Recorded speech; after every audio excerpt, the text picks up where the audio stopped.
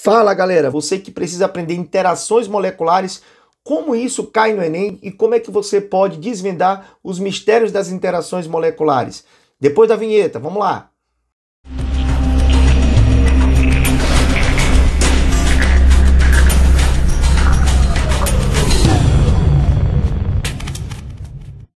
E aí galera, tudo beleza? Professor Marlos André aqui e hoje nós vamos aprender uma aula super importante que é uma aula que sempre é muito recorrente no Enem, tá? Nós estamos aqui nessa parte da nossa playlist sobre os temas recorrentes do Enem e esse é um dos grandes temas recorrentes que são justamente as interações moleculares. Só que para você entender essa aula, você precisa primeiro entender ligações químicas, geometria molecular, que eu vou deixar o link aqui embaixo nas descrições da nossa aula gravada no nosso canal, nossas aulas playlist curso online, tá? Se você ainda não assistiu nossa playlist curso online, fica aqui o link embaixo para você primeiro assistir essa aula de geometria, de polaridade, de ligações químicas, para você entender quando que uma molécula é polar, quando uma molécula é apolar. Pessoal, se vocês não assistirem essa aula primeiro, não vai adiantar assistir esse vídeo agora, porque você precisa saber quando que uma molécula é polar, quando que uma molécula é apolar, para poder entender a aula de hoje, tá certo? Eu vou dar alguns macetes, mas isso não é o suficiente. Você realmente precisa assistir essa aula. Então vamos lá. Pessoal, quando duas moléculas que são estruturas eletricamente neutras se aproximam, não deveria existir nenhuma atração entre essas moléculas. No entanto, Van der Waals, ele conseguiu descobrir que as moléculas podem sim atrair umas às outras. É o que justifica, por exemplo, a existência do gelo seco, ou seja, do gás carbônico solidificado. Já que o gás carbônico é uma molécula apolar, não deveria existir nenhum tipo de interação. Mas dependendo da pressão e da temperatura, você consegue fazer com que o gás carbônico se solidifique. Isso acontece porque as moléculas, ao se aproximarem uma das outras, elas geram polos, né? Vocês estão vendo aqui nos desenhos, um polo positivo, um polo negativo, que é o que nós chamamos de dipolo. O que são os dipolos? Dipolos é justamente uma má distribuição da densidade eletrônica. Quando uma molécula é polar, como o CO2, o que acontece? Os elétrons, eles estão distribuídos uniformemente em torno da molécula.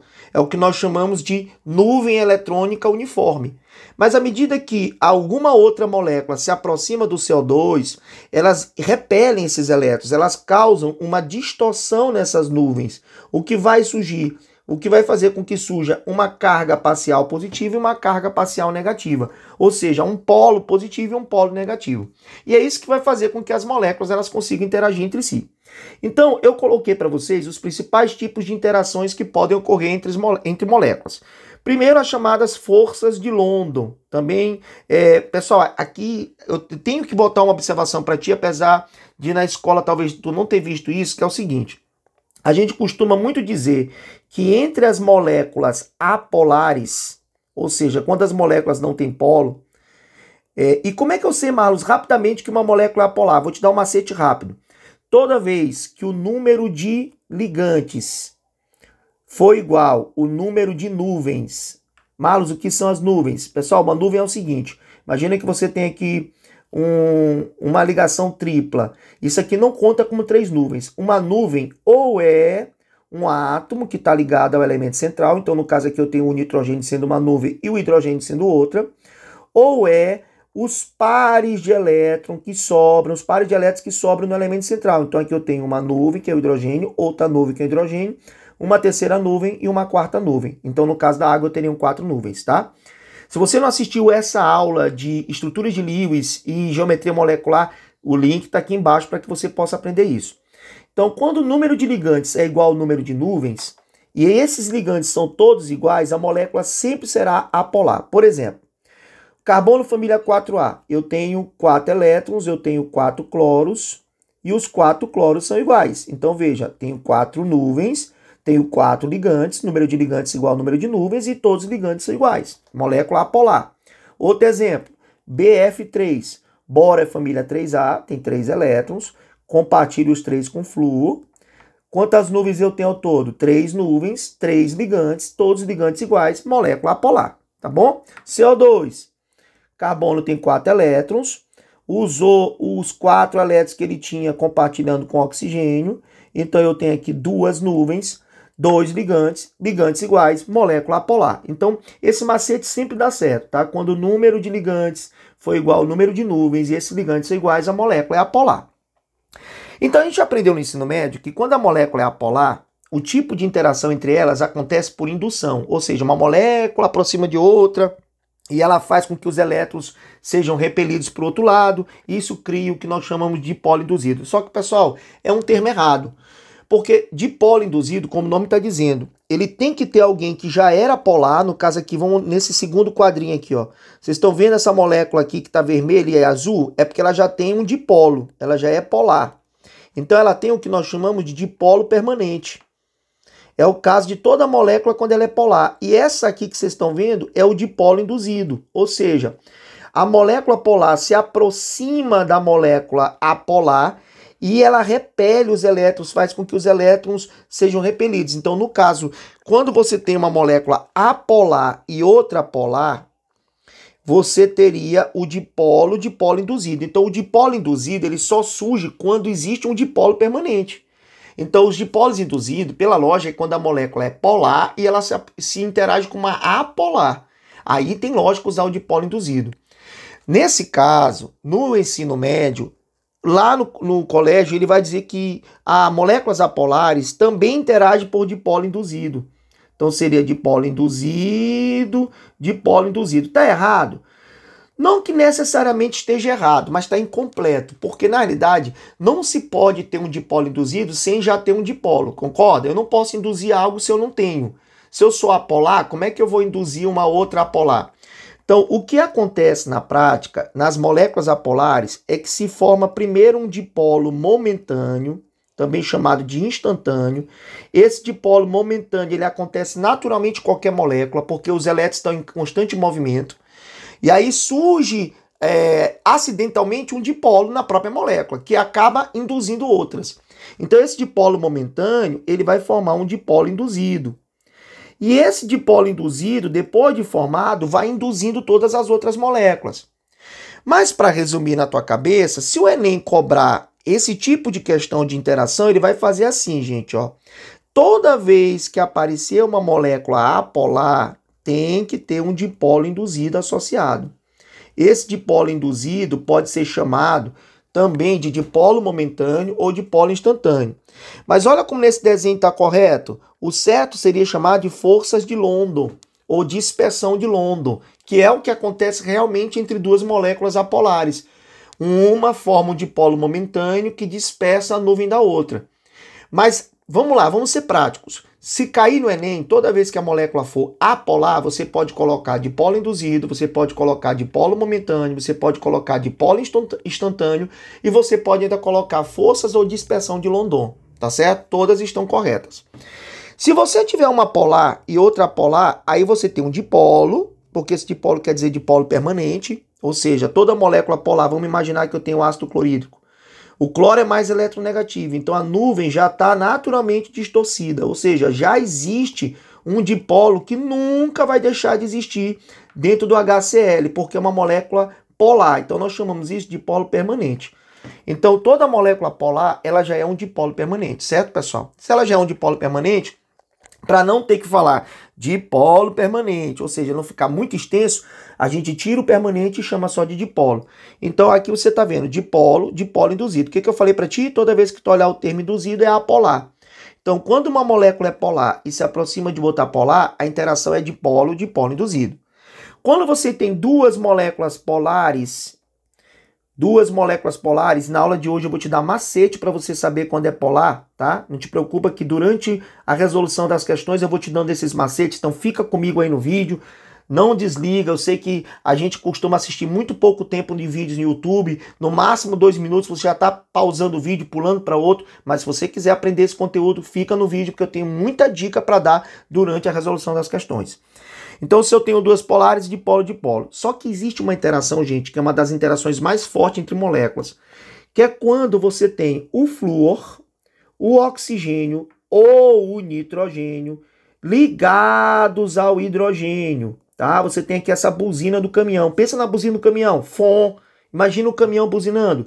Toda vez que você tiver um desses três elementos ligados a hidrogênio, A molécula que contém esse tipo de composição, ela vai interagir tão fortemente, mas tão fortemente, que nós representamos aqui a ligação por esses pontinhos vermelhos. Vocês estão vendo aqui? Que acontece na água, tá, gente? Ó, a água, você tem aqui o hidrogênio ligado ao oxigênio, ó, tá dentro aqui do FON.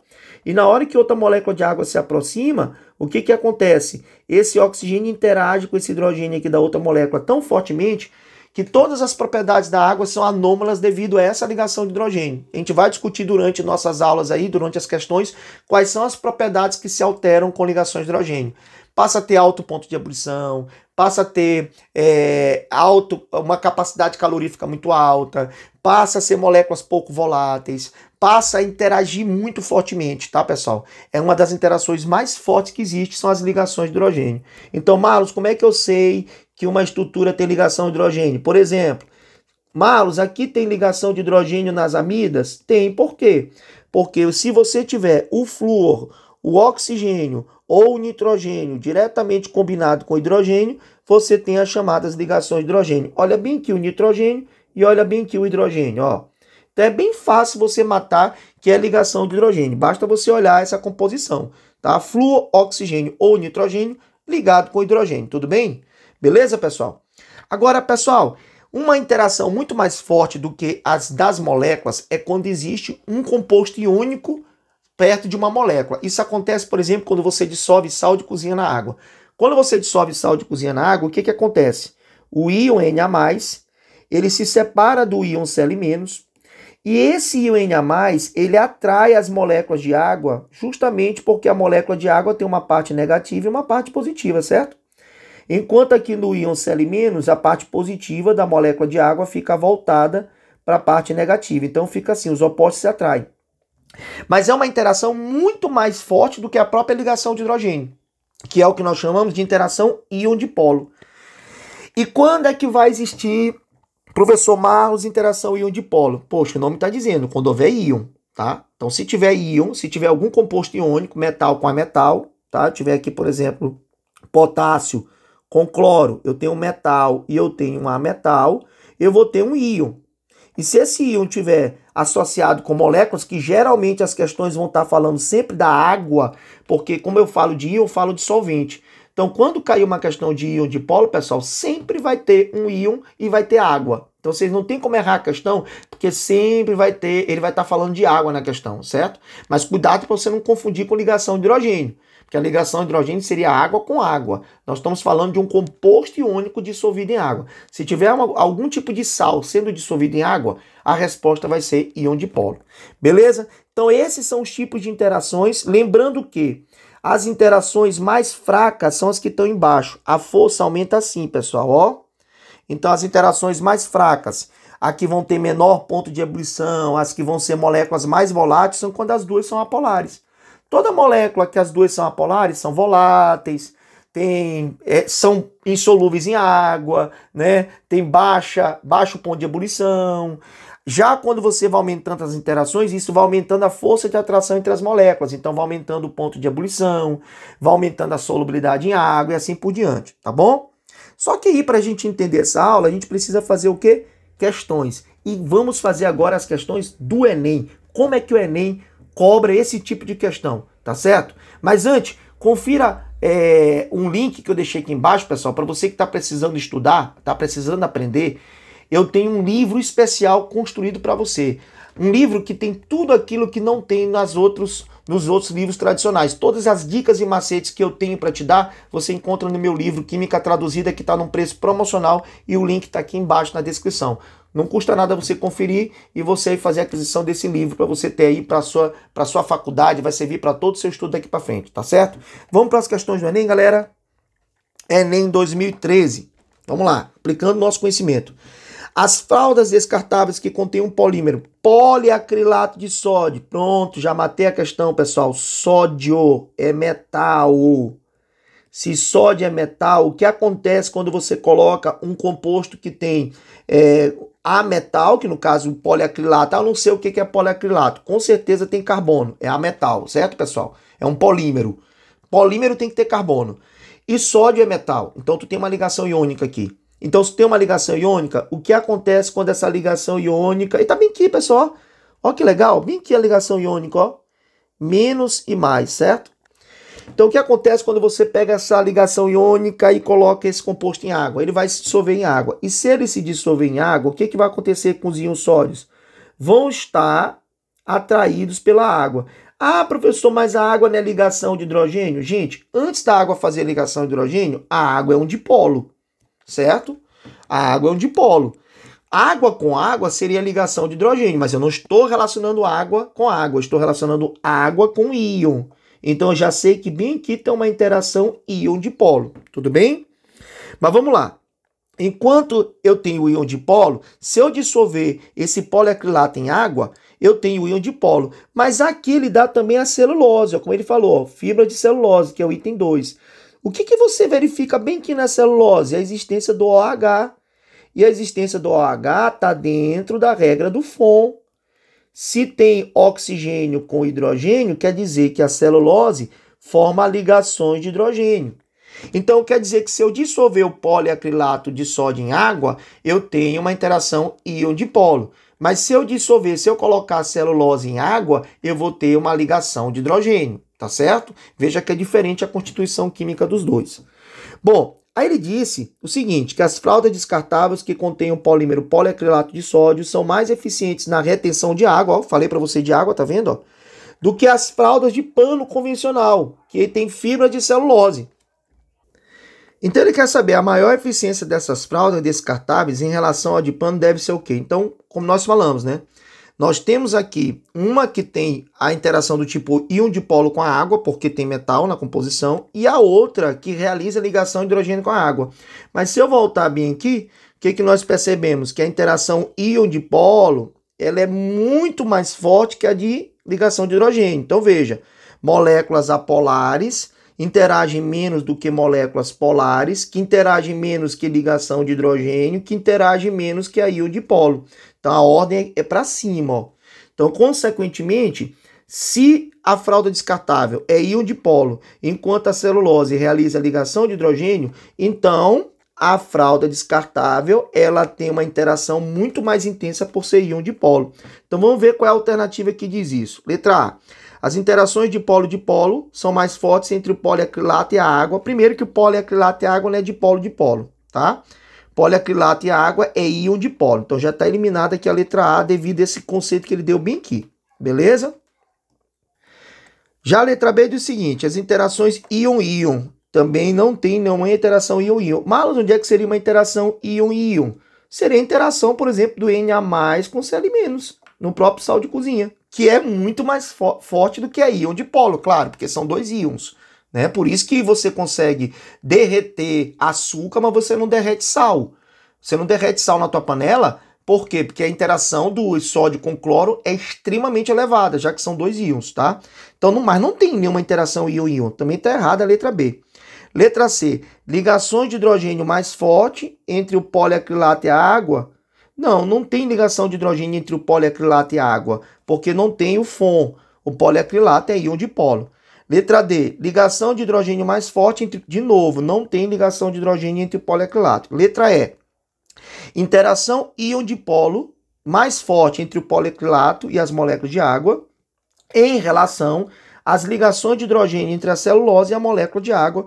Então é justamente o que nós acabamos de falar. Resposta letra E. Vamos continuar, vamos para frente, que aqui todas as questões de interações moleculares são do mesmo esquema. Você vai ver que tem uma semelhança muito grande entre as questões. Próxima questão. Aí aqui eu tenho duas questões, 2014 e 2016. Ó. Um método para determinar o teor de etanol na gasolina. Etanol, para quem não sabe, a fórmula é CH3CH2OH. Ó. Então o etanol, ele tem hidroxila. Pode ser uma questão que associa com FON, tá? Pode ser uma questão que associa com FON. Vai, bora ver o que a questão diz. Então, o método para a determinação do teor de etanol na gasolina consiste em misturar volumes conhecidos de água e de gasolina em um frasco. Só que gasolina, pessoal, é uma mistura de hidrocarbonetos. Se põe uma regra aí no teu caderno, anota aí essa observação. Todo hidrocarboneto, ou seja, todo composto que tem CXHY na composição, e a gasolina é uma mistura de hidrocarbonetos que vão de 6 carbonos a 10 carbonos, sempre será apolar, tá certo? sempre será polar. Então veja, enquanto o etanol é polar e pode realizar ligação de hidrogênio, o hidrocarboneto é apolar. E quais são os tipos de interação que poderia existir na gasolina? Entre a gasolina e a gasolina, então vamos botar aqui, ó. Se eu tivesse colocando aqui gasolina, Marlos, a gasolina com a gasolina, qual é o tipo de interação? Ora, se a gasolina é apolar, as moléculas da gasolina interagem entre si por dipolo o que, pessoal? Induzido, dipolo induzido, tá? Ou forças de London. Agora, se for gasolina com etanol, e aí, Marlos? Aí eu vou ter um dipolo induzido, dipolo permanente, tá? Mas se for etanol com etanol, aí não, etanol com etanol já seria o que, pessoal? Ligações de hidrogênio, porque o etanol tem um FON. Quando você tem duas moléculas que têm elementos eletronegativos do FON, aí é ligação de hidrogênio, tá? Aí vai ver o que a questão está dizendo. Bom, após agitar o frasco e aguardar um período de tempo, mede-se o volume das duas fases imissíveis que são obtidas, uma orgânica e outra aquosa. Então vamos entender. O cara pegou um recipiente, colocou a gasolina com água. O que vai acontecer, pessoal? A gasolina vai se separar da água. Eu vou ter a gasolina aqui e a água aqui embaixo. Só que acontece? O etanol, ele tem capacidade de formar ligação de hidrogênio com a água, concorda? Que a água tem OH e o etanol também. Então, consequentemente, como a interação ligação de hidrogênio é muito mais forte do que a interação dipolo induzido, então essa gasolina, esse álcool que estava na gasolina, vai sair da gasolina e vai interagir com a água. Por quê? Porque a interação ligação de hidrogênio ela é mais forte que a interação dipolo induzido, porque o etanol interage com a gasolina por dipolo induzido, já que a gasolina é apolar. Mas o etanol interage com a água por ligação de hidrogênio, que é mais forte. Então essa gasolina vai sair, esse álcool vai sair da gasolina e ele vai se dissolver na água. Só que entre o álcool e a água, a interação é por ligação de quê? De hidrogênio. Então, após agitar o frasco e aguardar um período, mede-se os volumes das duas fases imissíveis. Uma orgânica, que no caso agora é só gasolina, e a outra aquosa, que agora nessa aquosa, pessoal, é o etanol misturado com a água, certo? O etanol, antes que era miscível com gasolina, por dipolo induzido, encontra-se agora miscível na água. Agora é ligação de hidrogênio. Para explicar o comportamento do etanol antes e depois da adição da água, é necessário conhecer o quê? O que eu preciso conhecer para saber se antes ele estava dissolvido na gasolina e agora na água? Ora, pessoal, não tem nem o que discutir. O tipo de quê? De interação entre as moléculas. Então, veja, antes, vou botar aqui, vou apagar para você escrever aí, tirar um print, ó. Antes, se eu tivesse só gasolina, qual seria a interação da gasolina com a gasolina? Aí você bota aí, gasolina não é apolar, não é hidrocarboneto? Aqui também não é apolar, não é hidrocarboneto? Então aqui eu teria dipolo induzido com dipolo induzido. Marlos, mas se eu tivesse a gasolina com álcool, gasolina com álcool, a gasolina não é apolar? E o álcool não é polar? Consequentemente, Marlos, como é que eu sei rapidamente que uma molécula é polar orgânica? Gente, toda molécula que não é hidrocarboneto, na química orgânica, tudo que não for hidrocarboneto é polar. Álcool é polar, éter, cetona, aldeído, ácido carboxílico. Por quê? Porque você tem elementos eletronegativos. Então, quando você tem elementos eletronegativos, esses elementos distorcem as nuvens. Então, não vou dizer que é impossível haver moléculas que tem elementos eletronegativos apolares, porque tem a questão da simetria. Mas no Enem não vai ser assim, no Enem os apolares são os hidrocarbonetos e todas as outras funções orgânicas serão polares, acabou. Fácil. Então, consequentemente, se a gasolina é apolar e o álcool é polar, tu vai ter um dipolo induzido, que é a gasolina, com o dipolo permanente, que eu chamo só de dipolo. Então, seria dipolo induzido. Se eu tiver álcool com álcool ou álcool com água, aí eu já tenho as ligações de quê? De hidrogênio devido às hidroxilas, tá certo? Então eu preciso conhecer o tipo de interação. Resposta letra E. Olha essa outra de 2016. O carvão ativado é um material que possui elevado teor de carbono, sendo utilizado só, pessoal, carvão ativado, tá? Carvão é carbono, tá? Então você tem uma infinidade de carbonos ali misturados, tá? Você tem lâminas de carbono que estão misturadas ali na forma de hexágonos. Então eles vão estar lá misturados na forma de hexágonos, tá bom? Vou deixar assim, só o hexágono. Bom, aí ele diz o seguinte, que o carvão ativado é um material que possui elevado teor de carbono, sendo muito utilizado para a remoção de compostos orgânicos voláteis do meio, como benzeno. Só que benzeno, olha a terminação do benzeno, O. Na química orgânica, quando você termina em O, é porque você é o quê? Hidrocarboneto. E se você é um hidrocarboneto, todo hidrocarboneto é uma molécula o quê, pessoal? Apolar. Então, qual é o tipo de interação intermolecular que existe entre a superfície do carvão e o benzeno? Tá? Ora, o carvão é só carbono, então também é apolar. Beleza? Tanto é que carvão não se dissolve em água. Se você pegar uma pedra de carvão e jogar dentro da água, você não vai ver o carvão dissolvendo como se fosse açúcar. Por quê? Porque o carvão é apolar e a água é polar. E lembra que a tia falava lá no 9º ano que semelhante dissolve semelhante? Então eu já sei que o carbono é apolar, certo? Se o carbono é apolar e o benzeno é um hidrocarboneto que é apolar, são duas apolares, então eu vou ter o quê?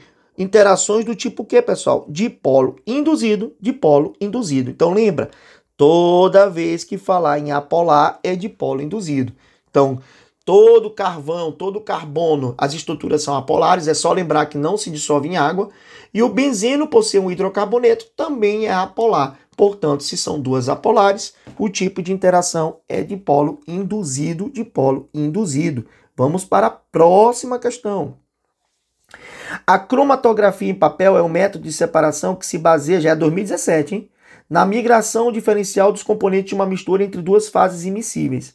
Os componentes da amostra são separados entre a fase estacionária e a fase móvel, em um movimento do papel. A fase estacionária consiste de celulose, praticamente pura. Então imagina, você coloca aqui um vidro, né?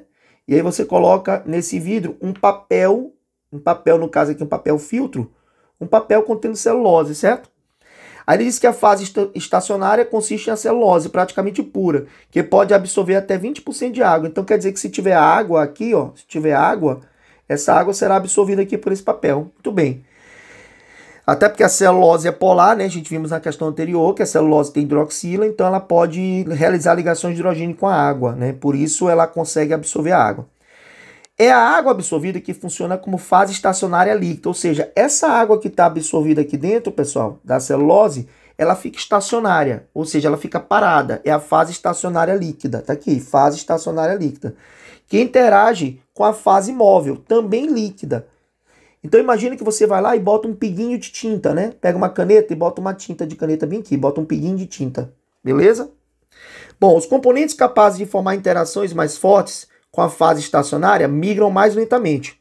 Quem é a fase estacionária, né? A água. Então, todo tipo de molécula que interagir fortemente com a água vai ficar presa na fase estacionária. É o que ele está dizendo aqui, ó. Os componentes capazes de formar interações moleculares mais fortes com a fase estacionária, que ele já tinha dito aqui em cima que a fase estacionária era a água, né? Acabou de falar aqui em cima, migram mais lentamente. Bom, aí ele bota uma mistura de hexano de novo, terminação O, hidrocarboneto, de novo, apolar.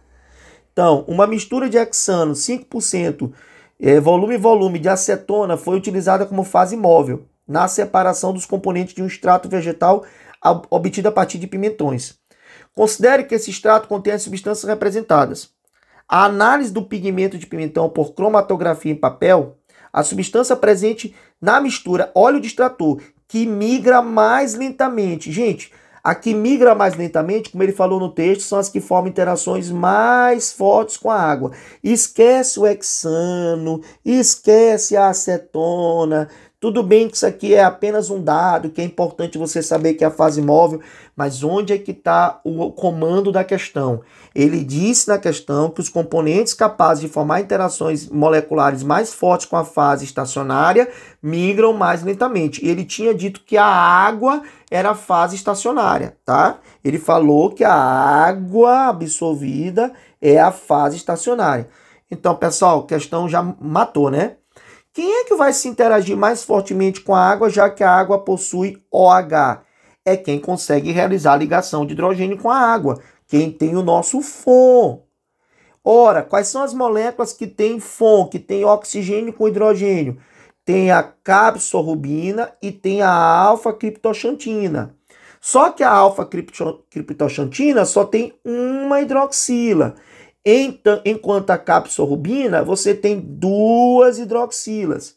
Então, quanto mais hidroxilas tu tem, mais ligações de hidrogênio tu é capaz de fazer. Como são forças que se cumulam, são cumulativas, então, consequentemente, nós estamos dizendo que a capsorrubina ela vai interagir mais fortemente com a água que a fase estacionária, e então ela vai migrar mais lentamente. Resposta letra D, capsorrubina. Beleza, pessoal? Vamos para frente que tem mais questão. Vamos entendendo. Partículas microscópicas existentes na atmosfera, questão 2017, funcionam como núcleos de condensação de vapor. Essas partículas funcionam como núcleos de condensação, ou seja, vão fazer com que a água na forma de vapor vire líquido, certo? E sob condições adequadas de temperatura e pressão, propiciam a formação das nuvens e, consequentemente, das chuvas. No ar atmosférico, tais partículas são formadas a partir da reação dos ácidos com bases de amônia de forma natural antropogênica, dando origem aos sais de amônio. Olha, gente, bem que é uma questão de interpretação. Ele diz que essas partículas na atmosfera provocam chuva. Mas não é a amônia nem o ácido que está fazendo isso, são as partículas. E essas partículas são formadas pela reação do ácido com a base, como ele está dizendo. Então esse ácido reage com essa base para formar as partículas que são sais. Vocês concordam que isso aqui são sais? Tá? Por quê? Porque se eu tenho uma reação de ácido com base, eu tenho que formar um sal. E o que você sabe? Que se é um sal, vai ter íon. E se tem íon, qual é a interação que existe do íon com uma molécula de água? É a interação íon com o dipolo, que é a própria água. Então, bastou falar que era um sal, já que é um ácido mais uma base, todo ácido mais base tem que formar sal. Se é um sal, tem que ter íon. E se tem um íon, qual é a interação que existe entre íon? Interações do tipo íon-dipolo. Marlos, eu não acredito, era só isso? Só, pessoal. Se você sabe o conceito do que é interação apolar com apolar, que é dipolo induzido, polar com polar, que é dipolo permanente, ligação de hidrogênio, e tendo íon é íon-dipolo, você mata todas as questões do Enem. Então tá aqui, ó. Se ele falou que as partículas eram formadas por ácido mais base, são sais, todo sal é um composto iônico. Se é um composto iônico, tem que ter íon. E se tem que ter íon, vai interagir com a água por uma interação do tipo íon-dipolo. Tá certo? Vamos para a próxima questão. Qualquer coisa, você volta, pausa o vídeo, faz teu mapa mental, tá, pessoal? Outra questão interessante. A obtenção de óleos vegetais, de maneira geral, passa pelas etapas descritas no quadro. Qual dessas subetapas do processo é realizado apenas pela diferença de polaridade? Então vamos lá, gente. Seleção de grão, separação das sujidades mais grossas. Ora, você vai pegar os grãos e vai catar os grãos, que nem a mãe da gente cata gurgulho no feijão. Isso aí não tem nada a ver com polaridade. É você catar. Descascar, você vai separar a polpa da casca. Você usa uma faca, você usa a mão, você não tem nada a ver com polaridade. Triturar, romper os tecidos. Você está pisando lá, está triturando. Não tem nada a ver com separação de acordo com a polaridade. Cozimento, aumento da permeabilidade das membranas celulares. Aqui poderia até gerar um pouco de dúvida no aluno. Mas o que é cozir? É você aumentar a temperatura para que essas fibras amoleçam. Ainda não está relacionado com separação por solubilidade. Prensagem, você prensa para que o óleo saia de dentro. Então, você não está usando um dipolo permanente, você não está usando um solvente. Porque, gente, toda vez que falar em separação por diferença de polaridade, você vai usar sempre o termo extração. Ok, quer ver um exemplo? Uma questão que já caiu no vestibular? Quando você vai extrair a cafeína do café, você tem lá o café descafeinado, que se usa o benzeno. O benzeno, que é apolar, por ser o hidrocarboneto, extrai a cafeína, que tem também características apolares. Então, acaba você extraindo o benzeno, extraindo a cafeína com benzeno, e essa extração também é uma interação do tipo dipolo, tá? Então, toda vez que se falar em interações moleculares para ser usado como extração, para ser usado como separação de mistura, pode marcar sempre a resposta como extração. Obtenção do óleo bruto com hexano. Pega o óleo, que é mais apolar, e separa com o solvente que também é apolar. Então você tem aqui a apolar, que são os óleos, com o apolar, que é o hexano. Então são duas substâncias immiscíveis em água. E essas duas substâncias immiscíveis são separadas de acordo com as interações moleculares. Então, processo de extração, certo? Enem 2020. Vamos para a próxima questão. Enem agora, chegando agora nas últimas provas, né? Enem PPL 2020. Um princípio importante na dissolução de solutos é que semelhante dissolve semelhante. Isso explica por que o açúcar se dissolve em grande quantidade de água e o óleo não. Ora, o que o açúcar tem, pessoal? De novo, olha, o tanto de hidroxila que vai interagir com a hidroxila da água. Ou seja, mais uma vez o nosso FON, a buzina do caminhão. Olha aí, mais uma vez ligação de quê, pessoal? De hidrogênio. Assim como foi aquela questão também que caiu do cabelo, onde o cabelo ele pode ser mais crespo, mais liso, de acordo com as interações de hidrogênio. Então você vai usar, por exemplo, os cremes alisantes, os cremes... não é nem alisante, desculpa, é creme hidratante o termo. Você vai usar os hidratantes. E por que os hidratantes deixam os cabelos mais sedosos? Porque os hidratantes vão realizar ligações de hidrogênio com as fibras do cabelo, mantendo a umidade presa ao cabelo, certo? Então, tudo isso, quando falar em água com hidroxila, tem a ver com a ligação de hidrogênio pelo FON, pessoal. Não tem como errar. E vamos aqui para a última questão da nossa aula de hoje. Questão de 2020, segunda aplicação. Uma lagarta, ao comer folhas do milho, induz no vegetal a produção de óleos voláteis. Mas vocês estão vendo que toda vez, gente, que eu tenho apenas traços assim, isso quer dizer que cada ponto desse é um carbono, certo? Lembrando que o carbono é tetravalente. Então essa molécula que eu acabei de desenhar aqui seria essa. Em outras palavras, toda vez que você tem uma estrutura com desenho apenas de tracinhos, isso aqui todos são hidrocarbonetos. Tudo bem que eu posso ter a classe dos terpenos, mas é um hidrocarboneto, é composto apenas de carbono e hidrogênio. E toda vez que é hidrocarboneto, que foi que você aprendeu na aula de hoje? São moléculas apolares. Então, quais são as interações que existem entre as moléculas apolares? É o chamado dipolo, o que, pessoal? Induzido. E qual é a característica de moléculas apolares? Ser baixa solubilidade em água, não são solúveis. Baixa solubilidade, não são solúveis. São voláteis. Por que são voláteis? Porque tem baixo ponto de ebulição baixo. Então, as interações são muito fracas. E devido a ter uma fraca interação por ser apolares, eles são voláteis. E a resposta é justamente isso. A volatilidade, ele quer saber da volatilidade, não da miscibilidade. A volatilidade desses óleos é decorrência o quê? São moléculas apolares que interagem muito fracamente por interações do tipo dipolo induzido. Tá certo? Pessoal, com isso nós encerramos a nossa aula aqui, nessa parte de temas recorrentes do Enem. Espero que você tenha gostado, espero ter ajudado você no seu estudo. Qualquer coisa, entre em contato com a gente, qualquer dúvida, se você tiver também alguma sugestão, deixa aqui nos comentários. O teu like vai fortalecer nosso canal, certo? Compartilha, curte nosso vídeo, assina as notificações para receber toda semana aulas novas, tá? Forte abraço e até a próxima. Tchau, tchau.